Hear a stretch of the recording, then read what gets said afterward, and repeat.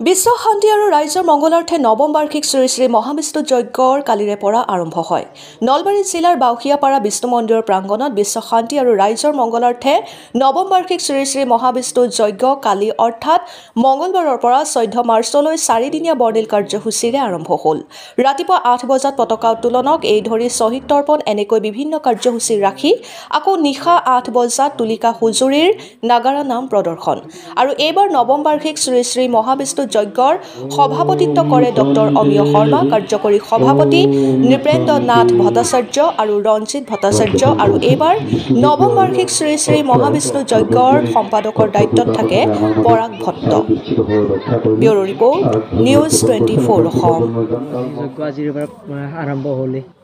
হয়, আজি আমাৰ মানে নৱম বাৰ্ষিক শ্ৰী শ্ৰী মহাবিষ্ণু যজ্ঞ, এইটো আজিৰ প্ৰথম দিনৰ কাৰ্যসূচী আৰম্ভ হৈছে।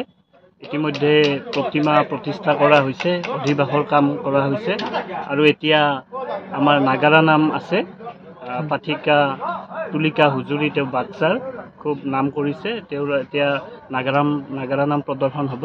এইখিনি আজিৰ দিনৰ কাৰ্যসূচী। আকৌ অহাকালিও আছে, অহাকালি সন্ধিয়ালৈ আমাৰ ঢুলীয়া প্ৰদৰ্শন আছে।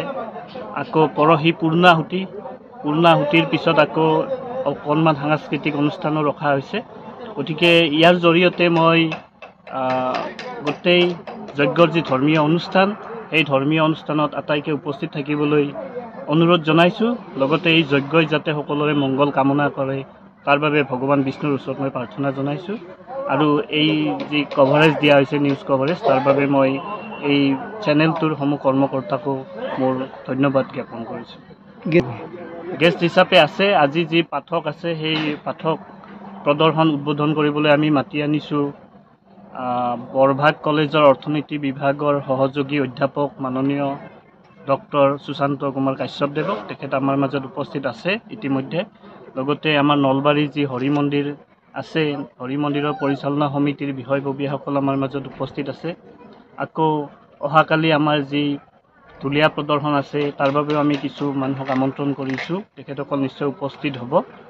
সাংস্কৃতিক সন্ধিয়াটো আমি কিছু নামী দামী গায়ক লগতে শিল্পী কিছুমান আমন্ত্ৰণ কৰিছোঁ, তেখেতসকল উপস্থিত থাকিব। আৰু কিছু শুভাকাংক্ষীও আমি আমন্ত্ৰণ জনাইছোঁ, আশা ৰাখিছোঁ তেখেতসকলো আমাৰ মাজত সময়মতে উপস্থিত থাকিব।